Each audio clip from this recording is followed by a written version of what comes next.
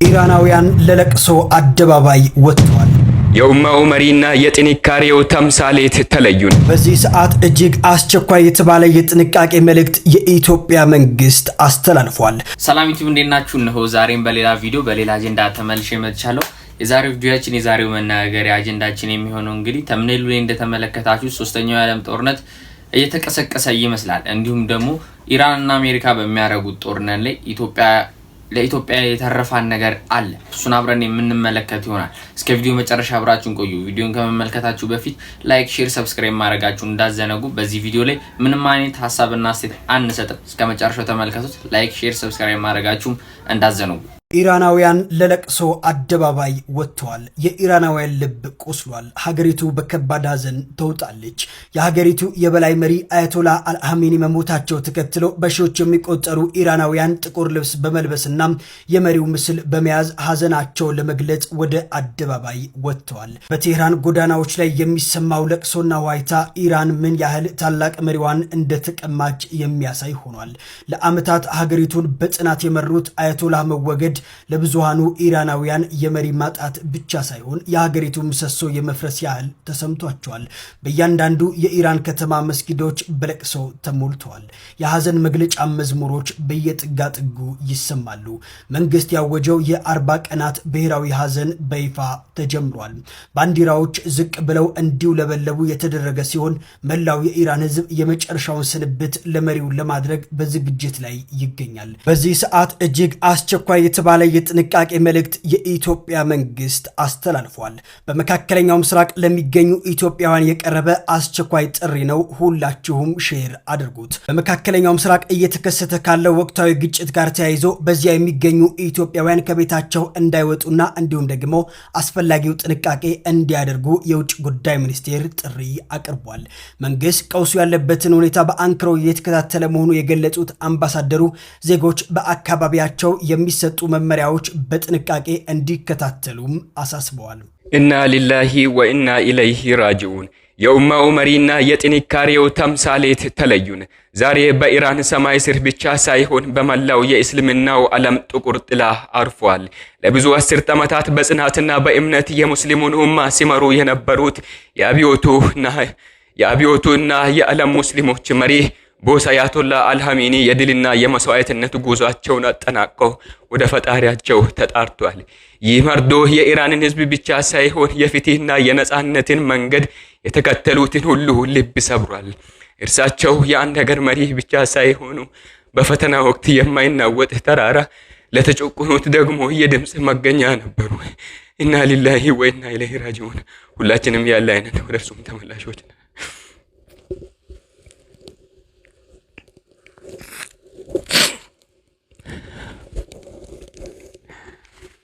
ሰዎች ኢትስ አክቹሊ ኮንፈርም ተደርጓል። አያቶላ አሊ ኻሜኒ ከዚህ በኋላ በህይወት የሉም፣ ወር ደግሞ ተገድለዋል፣ አሳሲኔት ተደርገዋል። ጠዋት በነበረው ጥቃት ሞርኒንግ ላይ በነበረው ጥቃት እንግዲህ መገደላቸው ተነግሯል። ረብል ወር ደግሞ ከነበረው ከፈሻ ውስጥ በአሁን ሰዓት ላይ ቦዲያቸው ደግሞ አስክሬናቸው መገኘቱ የተነገረ የሚገኘው ከ1979 ዓ.ም ጀምሮ ኢራንን በማስተዳደር የሚታወቁት አያቶላ ታላቁ መሪ እንግዲህ አያቶላ አሊ ኻሜኒ በአሁን ሰዓት ላይ በህይወት የሉም። ኔታንያሁ ከጥቂት ደቂቃዎች በፊት እንግዲህ በዚህ እንትን ላይ ቀርበው በቲቪ ላይ ቀርበው ተናግረው ነበረ። ያው ሜኒ ሳይንስ አለ ብዙ ሳይኖች አያቶላው እንደሞቱ ይናገራሉ ብለው እንግዲህ እሱን እንደጨረሱ ነው እንግዲህ አያቶላ አሊ ኻሜኒ መሞታቸው ግልጽ የተደረገው። እሳቸውን ቦታ ማን ይቀበላል? ከዚህ በኋላ ምን አይነት ጥቃቶችን ኢራንና አሜሪካ ላይ ልንመለከት እንችላለን? ኢራን በቃ ከዚህ በኋላ ናቲንግ ቱ ሉዝ ደግሞ ሉዝ የሚያደርጉት ነገር ስለሌለ ኦል አውት አንሊሽ ያደርጋሉ ወይስ ደግሞ ያው እሳቸው መሞት በመከተል ሞራላቸው ደግሞ ወደ እንትን ሊመለስ ይችላል? ብቻ it's hella confusing። በጣም ኮንፊውዝ ያደርገኛል። እንትን ነው እዚህ ጋር ኮንፍሊክት ነው እንትን ዊትነስ ያደርኩ ያለው። በህይወቴ ብዙ ኮንፍሊክቶችን አይቻለሁ። እንደዚህ ሶሻል ሚዲያ ከጀመርኩ ደግሞ 3 ወር ደግሞ 4 የሚሆኑ ኮንፍሊክቶችን ከቨር አድርጌ ያውቃለሁ። እንደዚህ አይነት ኮንፍሊክት ግን በጣም አንኤክስፔክትድ ነገሮች የሚፈጠሩበት ከዚህም በተጨማሪ ደግሞ በጣም ፈጣን ላይክ ፋስት ፔስ የሆነ በየደቂቃው ነገር የሚፈጠርበት በየደቂቃው ሌላ አዳዲስ ኒውስ ያለበት ነገር አይቻላቅምና በቻልኩት አቅም ኪፕ አፕ ለማድረግ እየሞከርኩ ነው። ግን አይ ቲንክ this is my last video ለዛሬ። ራሴን አሞኛል። I'm going to sleep ፎርም አድርጋችሁ እንደራሱ የኢትዮጵያ መንግስትና ከዓለም መንግስት ጋር ያደረገው ዲፕሎማሲ ያው ዋነኝነት ሀሳቡ በየማምነው ያው የወደብ ጉዳይ ነው። ወደብ ጉዳይ በጣም የዲፕሎማሲ ጨዋታ የተጫወተ ነው የኢትዮጵያ መንግስት ማለት ነው ከብዙ ሀገር መንግስታት ጋር። ታዲያ ከእስራኤል መንግስት ጋር ይሄ የእስራኤል ፕሬዝዳንት እንግዲህ በይፋ ጉብኝት ኢትዮጵያ መጥቷል። ትልቅ ነገር ነው። እስራኤል የምታከል ሀገር በኢትዮጵያ ሳይድ ማድረግ ከተቻለ በጣም ትልቅ አቺቭመንት ነው። በጣም ትልቅ አቺቭመንት ነው። እስራኤልን ብቻ አይደለም። ኤርዶጋን አለ እንግዲህ ኤርዶጋን መጥቶ ተንሸራሽሮ አትላስ መንገድ ላይ ምን ብሎ ነው ሄዶ ይታያችሁ እንግዲህ። እሱ ብቻ አይደለም፣ ቀደም ብሎ ደግሞ የህንድ መንግስት መጥቷል ይታያችሁ እንግዲህ። ማሌዥያ መንግስትን ከሱ በላይ ከማንም ከነዚህ ሁላ በላይ ደግሞ የአሜሪካ ኦፊሻልስ በኢትዮጵያን ኤርፎርስ እዛ ተገኝተው ነበር። ይህ በራሱ በጣም ትልቅ ነቆራ ነው። ባይዜ ትልቅ መልእክት ያለው ራሱን የቻለ ትልቅ ነገር ነው። መንገድ ስለተዘጋገባችሁ ስለ ኤዮ ስለ አፍሪካ ዩኒየን አላወራችሁም። የአፍሪካ ዩኒየን ያን ያህል ጠንካራም ባይሆን ግን ቀላል አይደለም በዲፕሎማሲ ረገድ የሚያመጣው ለውጥ እንደ ህዝብ ወደብን እናምጣ የሚል አቋም ከያዝን ማለት ነው። ከዛም በላይ ደግሞ ቻይና ከኢትዮጵያ ሳይድ ነው ልትሆን የምትችለው። ከየትኛውም ሀገር ምስራቅ አፍሪካ ላይ ከማንም ሳይድ ልትሆን አስችልም። ቻይና ሙሉ የኢኮኖሚ ጥቅሟ ከአፍሪካ ራሱ ኢትዮጵያን ነው የምትመርጠው ቻይና ማለት ነው። እና ቻይናን እንዳታስገቡ አሜሪካ መጣች ወይ ሌላ ሀገር መጣ ብላ ምንም እንትን የምትለው ነገር የለም። መቼም አናወራም አይደለ? ማውራትም አይጠበቅብን። አስቡት ዩኤኢ እና ሳውዲ እንዲህ ናቸው። ግን ያው አሁን የዲፕሎማሲ ነጥብ ለመጣል ሁለቱም በራሳቸው መንገድ ምስራቅ አፍሪካ ላይ ቺን ሀገር እንትን ለማለት እየሞከሩ ነው። ይታያቸው ቱርክና እስራኤል አይስማሙ፣ ዩኤኢና እንትን ቻይናና አሜሪካ የማይስማሙ ሀገሮች አሁን ኢትዮጵያ ላይ እንትን እያሉ የራሳቸውን እንትን ለማራመድ እየተስገበገቡ ነው። ራሽያን ሁላ ብንል ራሽያ ከሌላ ከኤርትራ ወይ ከሌላ ሀገር ጋር የመሆን እንትን የላትም ጦርነት ቢነሳ ማለት ነው። ማለትም ከኢትዮጵያ ወገን ብትሆን ነው የሚሻላት። የኒውክሌር ፕሮጀክቶች አሉ ብዙ ነገሮች አንጻር ከራሽያ ኢትዮጵያ ነች ጥቅም ልሰጥ የምትችለው ለራሽያ ማለት ነው። እኚሁላ ሀገራት የራሳቸው ኢንተረስት የራሳቸው ዓላማ የራሳቸው ፍላጎት ይዘው ነው የመጡት። ጭራሽ የሚጣረዝ አንዱ ከአንዱ የሚጣረዝ ዓላማ ነው ይዘው የመጡት። እኛ ግን በዚህ መሀል የራሳችንን ጥቅም እንዴት እናስከብር ነው የምንለው። ጦርነት እኔ በፍጹም ጦርነት አልደግፍም። ጦርነት ጦስ ነው። እኛ ከትግራይ ጦርነት አሁን የወጣ ነው። ስለዚህ እንደ ሀገር የሆነ ተንፈስ እንኳን ማለት አለብን። ዋናው ዓላማችን ወደብ ነው። ወደብ ነው ያጣ ነው። ወደብ በማጣታችን ስለተጎዳን እንደ ሀገር ወደብ ማጣታችን የጎዳን እንጂ አሰብን ማጣታችን አይደለም የጎዳን። ማለትም እኛ ሶማሌላንድ ላይ ምንም ላይ አሰብ ላይ እኮ ቢሆን ጥሩ ነበረ፣ የተሻለ ነው። ግን ሶማሌላንድ ላይ ምናምን ማግኘት የምንችልበትን መንገድ ብንፈልግ የተሻለ ነው። ወይ ደግሞ ጊዜ መስጠት። በአንድ ቀን አይደለም አሰብን ተነጥቀን የተወሰደ ነው አይደለ? በአንድ ቀን አልተነጠቅንም። ስለዚህ በአንድ ቀንም ደግሞ ልንመልሰው አንችልም። በጊዜ ሂደት በዲፕሎማሲ ነገ ደግሞ የተሻለ ትውልድ ኢንተርኔት ያገኘ ትውልድ እንደ ኢሳያስ እንትን ያላለ ይሄ ፍሌክሰብል ያልሆነ ለመወያየት አብሮ እንትን ለማለት ዝግጁ ያልሆነ መንግስትን ሲቀየር ደግሞ ነገ ምናልባት በጣም ሬር ነው፣ ግን ደግሞ በእኛ ትውልድ ደግሞ እናሳካ ይሆናል። ለጊዜው ግን ሌላ ያለንን ኦፖርቹኒቲ መጠቀም እንችላለን። ወደ ጦርነትም ሳንገባ ደግሞ ይህንን ዲፕሎማሲ ተጠቅመን አፄ ኃይለ ሥላሴ ዲፕሎማሲን ተጠቅመው ነው ኤርትራን ሙሉ የመለሱት አይደል? እውነት ነው። እንደዛ ጊዜ አይቀልም። ምክንያቱም የዛ ጊዜ የህዝብ ድጋፍ ህዝቡ ወደ ኢትዮጵያ የመቀላቀል ፍላጎት ፖለቲከኞች ጭምር ወደ ኢትዮጵያ ቢቀላቀሉ ያን ያህል እንትን አላላቸው። አሁን ግን እንደዛ አይደለም፣ ተቃራኒ ነው። ስለዚህ ያንን ነገሮች ላይ መስራት፣ ፕሮፓጋንዳ ላይ መስራት፣ ሌላ ስትራቴጂዎች ላይ መስራት በጣም የተሻለ ነው ወደ ጦርነት እንትን ከማለት። ለምን እንደ ሀገር ኢኮኖሚያችንም ኮስቱም ብዙ ነው የሚሆነው። ለዚያውም ያለማ ወደብ አሰብ እንደገና ጣሊያን ጥለው ሄደችው ወደብ እኮ ነው። ሰላም ያርግልን ሀገራችንን። ጦርነት ከመጣ በኋላ መጨው ምን ማለት ምንም አያደርግም። እንደ ኃላፊነት እንደ አንድ ኢትዮጵያዊ ጦርነትን በፍጹም በዚህ ሰዓት ላይ ለኢትዮጵያ አልመኝላትም ማለት ነው። እና ሀገራችንን ሰላም ያርግልን። ወታደሩም፣ ተማሪውም፣ አስተማሪውም ሁላችንም ዶክተሩም ሁሉም በሰላም የሚኖረው አገር ሰላም ስለሆነ ነው። እና ኢኮኖሚያችን ይወድቃል። ጦርነት በጣም ችግር ነው። 49 ቢሊዮን ዶላር ነው ኢትዮጵያ በትግራይ ጦርነት ያጣችው። ዲፕሎማሲ አያልነት ይዘናል። ይህንን ነገር እንዴት እንቀይረው ነው ወደ ጥቅማችን እንጂ እንዴት ጦርነት እንግባ ማለቱ እንትላለ። ከ10 ደቂቃ በፊት የወጣ ኢንፎርሜሽን ነው የምነግራችሁ። እስራኤል ኢራን ላይ ጥቃቷን መሰንዘሯ የተነገረን የሚገኘው በጠዋቱ ማለት ነው። እንግዲህ የምትመለከቱ ጥቃት በኢራን ላይ የደረሰ ጥቃት ነው። ፕሪኤምፕቲቭ ስትራይክ ወር ደግሞ ከጥቃት በፊት እነሱ ሳያጠቁኝ እኔ ላጥቃቸው የሚባለው ፕሪኤምፕቲቭ ስትራይክ የተባለው ጥቃት ማለት ነው። የምትመለከቱት በአሁኑ በኢራን ከተማዎች ላይ ትልልቅ ጭሶችና ትልቅ ፍንዳታዎች ከእስራኤል በደረሱ ጥቃቶች የታዩ ነው የሚገኙት። ምን ያክል ካዥዋልቲ ይፈጠር፣ እስራኤልስ ምን ያክል እንትኖችን ታንቀሳቅስ፣ ምን ያክል ሚሊታሪ ፎርሶችን ታንቀሳቅስ፣ የኢራን ምላሽስ ምን ያህል ሆናል፣ ምን ያህል ሰዎች ተጎድተዋል የሚለው ነገር ቀስ እያለ አንፎልድ የሚያደርግ ይሆናል። ይሄ እስካሁን ያለ መረጃ ይሄ ነው። መረጃዎች ሲወጡ ማሳወቃቸው ይሆናል።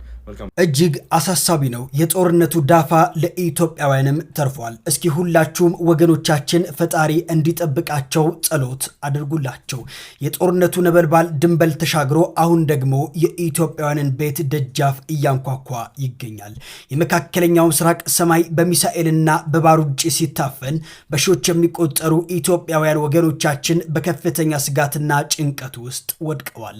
ጦርነቱ በእስራኤልና በኢራን መካከል ቢቀሰቀስም ዳፋው ግን ቀጠናውን በሙሉ አዳርሶታል። ከእስራኤል ምድር እስከ ቴሄራን፣ ከተባበሩት አረብ ኤምሬትስ እስከ ዮርዳኖስ፣ ከኳታርና ባህሬን እስከ ኩዌት ድረስ የሚኖሩ ኢትዮጵያውያን ወዴት እንሸሻለን በሚል በከፍተኛ ውጥረት ላይ ይገኛሉ። በሰው ሀገር ባይተዋር ሆነው ለቤተሰቦቻቸው ኑሮ የሚለፉት ወገኖቻችን ዛሬ የጥይት ድምፅና የሚሳኤል ጩኸት ስጋታቸው ሆኗል። በስደት ያሉ ወገኖቻችን ፈጣሪ ይጠብቅልን እያልኩኝ በአዳዲስ መረጃዎች እመለሳለሁ። ፎሎ እያደረጋችሁ ተከታተሉ። ሰበር ዜና ሌሊቱ ተሰምቷል። በመጨረሻም ተረጋግጧል። የኢራኑ የበላይ መሪ አያቶላ አልሃሜኒ መገደላቸው የኢራን ሚዲያዎች ዘግበዋል። የኢራን ይፋዊ የዜና ወኪል እንደገለጸው የሀገሪቱ የበላይ መሪ አያቶላ አልሃሜኒ በአሜሪካና እንዲሁም ደግሞ በእስራኤል ጥምር የአየር ጥቃት መገደላቸው አረጋግጠዋል። ኢራን የጠቅላዩ መሪ ካሜኒ ግድያን አስመልክቶ የ40 ቀናት የሐዘን ቀን አውጃለች። በተጨማሪም ትራምፕ ባወጡት መግለጫ ካሜኒ ሞተዋል። ፕሬዝዳንቱ በንግግራቸው በታሪክ ውስጥ ካሉ እጅግ ክፉ ሰዎች አንዱ የሆነው ካሜኒ ሞተዋል። ይህ ግድያ ለኢራን ሕዝብ ለአሜሪካውያንና እንዲሁም ደግሞ በካሜኒ የደም ጥማት ባላቸው ወሮ በሎች ለተገደሉና ለተሰቃዩ የዓለም ሕዝቦች ሁሉ የተገኘ ፍትህ ነው ሲሉ ፕሬዝዳንቱ ገልጹ። ጦርነቱ ዳግም ተባብሷል። እስራኤል በኢራን ላይ መጠነ ሰፊ አየር ጥቃት ምሽቱ ፈጽማለች። የመካከለኛው ምስራቅ ውጥረት ወደ አዲስና አደገኛ ምዕራፍ ተሸጋግሯል። የእስራኤል አየር ኃይል ወደ 200 የሚጠጉ የጦር አውሮፕላኖችን በማሰማራት በኢራን እምብርት ቴህራንና እንዲሁም ደግሞ በተለያዩ ግዛቶች ላይ የሚሳኤል ዝናብ አዘንቧል። በዚህ ዘመቻ ከ500 በላይ ስልታዊ ኢላማዎች መመታታቸው ተረጋግጧል። ከእነዚህ መካከል የኢራን ዘመናዊ የሚሳኤል ማስወንጨፊያ ጣቢያዎች፣ የአየር መከላከያ ስርዓቶችና እንዲሁም ደግሞ እጅግ ጥንቃቄ የሚደረግባቸው የኒኩሌር ተቋማት እንደሚገኙበት ተገልጿል። በተለይም በምዕራብ ኢራን የሚገኘውና ለሚሳኤል ማስወንጨፊያነት የሚያገለግለው የታብሪዝ ወታደራዊ ካምፕ ሙሉ በሙሉ መጋየቱ ተዘግቧል። እስራኤል ይህንን እርምጃ የኢራንን የሚሳኤል አቅም ለአንዴና ለመጨረሻ ጊዜ ለማዳከም የተወሰደ መሆኑ በይፋ ሰበር የተባለው አሁንም ሁለት ዜናዎችን ይዤላችሁ መጥቻለሁ። እዚህ ጋር ባሉ ሁለት ፎቶዎች ምክንያት ኢራንና እስራኤል ህዝቦቿን ታነጻጽሩበታላችሁ ብዬ አስባለሁ። በዚህ በኩል የምታዩት የእስራኤሉ ቻናል 12 የገለጸ ሲሆን በርካታ ከ100,000 በላይ የሚጠጉ ቤተ እስራኤላውያን እስራኤልን ለቀው ለመውጣት መንገድ ተዘግቶባቸው ወረፋ እየጠበቁ ይገኛሉ። በተቃራኒ ደግሞ ቴሄራንን ለቃችሁ ውጡ የተባሉት የኢራን ህዝቦች ምንም ነቅነቅ ሳይሉ ሰላታቸውን እየሰገዱ እንዳመሹ ያስመለክተናል። ሌላኛው ዜና ደግሞ የኢራን የውጭ ጉዳይ ሚኒስትር አባስ በዚህ ሰዓት ባወጣው መግለጫ መሰረት ወዳጅ ሀገሮችን በመደብደባችን እጅግ እናዝናለን፣ ነገር ግን የሀገራችን ሉዓላዊነት የማስጠበቅ ሙሉ መብት አለን፣ እሱን እያደረግን እንገኛለን ሲሉ እጅግ የሚያስገርም መግለጫ አውጥቷል። እንግዲህ ብቻ አስገራሚ መረጃዎች ከየቦታው እየወጡ ይገኛሉ። አዳዲስ ዜናዎች ሲመጡ አደርሳችኋለሁ። በደንብ ሼር፣ ኮፒ ሊንክ፣ ሪፖስት እያደረጋችሁ። የኢራኑ ጠቅላይ መሪ አያቱላ መገደሉን ተከትሎ የፓኪስታን ህዝብ የአሜሪካ ኤምባሲ ላይ ትልቅ ጥቃት ሰንዝሯል። በቁጣ የተነሳሱት የፓኪስታን ህዝቦች በዚህ ሰዓት ወደ አሜሪካ ኤምባሲ ሄደው አውድመውታል እየተባለ ይገኛል። ቪዲዮ እዚህ ጋር የቲክታክን ህግ ስለሚጥስ አልጠቀመውም። ነገር ግን በፎቶ ላይ እንደምትመለከቱት የአሜሪካ ኤምባሲ በፓኪስታን ወድሟል። ጀግና መሞቱን መቼም ሁላችሁም ሰምታችኋል ብዬ አስባለሁ። ማታ ሁላችንም ተጨንቀን ነበረ። እንግዲህ ገለውታል። እኔን የገረመኝ ለወራት ያን ሁሉ ሲዝቱ አሜሪካና ኢራን እንዴት በገዛ መኖሪያቸው ውስጥ ይገኛሉ? በጣም ነው የገረመኝ። ኢራንስ እስከመች ነው መሪዎቿን እያስገደለች የምትቀጥለው? እንዴት ነው በውጊያ ላይ ሁሌም መሪዎቿን የምታስገድለው? ያው አያቱላህ በልጃቸው ተተክተዋል። አዳዲስ ነገሮች ይኖራሉ ተብሎ ይጠበቃል። በኢራን በኩል በርካታ ከላይ በምስሉ ላይ እንደምትመለከቱት በርካታ ህዝቦች አደባባይ ወጥተው ሀዘናቸውን እየገለጹ በቀለም እንፈልጋለን እያሉ ይገኛሉ። እንግዲህ አዳዲስ ነገር ካለ አዲሳቸው። እጅግ አሳዛኝ መረጃ። በእስራኤል ጥቃት 40 ተማሪዎች ተገድለዋል። እስራኤል በኢራን በሚገኝ የሴቶች ትምህርት ቤት ላይ በፈጸመችው ጥቃት እስካሁን 40 ተማሪዎች መገደላቸው ታውቋል። አንደኛ ደረጃ ኤሌመንተሪ ትምህርት ቤት ለዛውም የሴቶች ትምህርት ቤት ነው ጥቃቱ የተፈጸመው። እጅግ አሳዛኝ ነው። መረጃውን ሼር እያደረጋችሁ አካውንቱንም ፎሎ አድርጉ። በዚህ ሰዓት ዓለም በሙሉ አያቱላህ ሞተዋል አልሞቱም በሚል ውዝግብ ውስጥ ባለበት ሰዓት ላይ ኢራን ግን የእስራኤልን ዋና ከተማ ቴልአቪቭን እያናወጠች ትገኛለች። ከላይ በቪዲዮ ላይ እንደምትመለከቱት በዚህ ሰዓት በርካታ የኢራን ሚሳኤሎች ቴልአቪቭን እያናወጡ በርካታ ቦታዎች እየፈነዱ ይገኛሉ። እንግዲህ የሳይረን ድምጽ በመላው እስራኤል እየጮኸ ይገኛል። እንግዲህ የጠቅላይ መሪው አያቱላህ ጉዳይ እስኪረጋገጥ ድረስ እነዚህን ዜናዎች እናደርሳችሁ ብለን ነው። እርግጠኛ ስንሆን በአያቱላህ ጉዳይ እንመለሳለን። እንግዲህ አዳዲስ መረጃዎችን ጠብቁ። በደም ሼር፣ ኮፒ ሊንክ፣ ሪፖስት እያደረጋችሁ አዳርሱት። በዱዓም በርቱ። የቱርክ ፕሬዝዳንት ባባ ኤርዶጋን ከኢራን ህዝብ ጎን ነኝ ብለዋል። በዚህ ሰዓት ባወጡት መግለጫ መሰረት የቱርክ ፕሬዝዳንት ባባ ኤርዶጋን አሜሪካና እስራኤል በኢራን ሉዓላዊ ግዛት ላይ የሰነዘሩትን ጥቃት አውግዘዋል። የክልሉን ሰላም የሚያናጉ ድርጊቶች በአስቸኳይ ሊቆሙ ይገባልም ብለዋል። ከኢራን ህዝብ ጎንም እንደሚቆሙ አሳውቀዋል። እንግዲህ አዳዲስ መረጃ ሲወጣ አደርሳችኋለሁ። በደንብ ሼር፣ ኮፒ ሊንክ፣ ሪፖስት እያደረጋችሁ አዳርሱት። ምሽቱ እንግዲህ ጀምሯል። የኢራን ሚሊተሪ ፔጆች ምሽቱ ለእስራኤል እጅግ አስከፊ ይሆናል ባሉት መሰረት ከላይ ቪዲዮ ላይ እንደምትመለከቱት በዚህ ሰዓት ቴልአቪቭ እጅግ ትልቅ ውጥረት ነግሰዋል። የኢራን ሚሳኤሎች ወደ እስራኤል ወደ አቅጣጫው ሁሉ እየጎረፉ ይገኛሉ። እስራኤልም እየተሯሯጠች ትገኛለች እነዚህን ሚሳኤሎች ለመመከት። እንግዲህ የሚመጣ አዳዲስ መረጃ ካለ አደርሳችኋለሁ። በደም ሼር፣ ኮፒ ሊንክ፣ ሪፖስት እያደረጋችሁ አዳርሱት። እንደተመለከታችሁት ነው እንግዲህ ለዛሬው በዚህ ብቃን። ቀጣይ በሌላ ቪዲዮ እስከምንገናኝ ድረስ ቸር ሰንብቱልን። ቪዲዮ ላይክ፣ ሼር፣ ሰብስክራይብ ማድረጋችሁ እንዳዘነጉ። ቸር ሰንብቱ።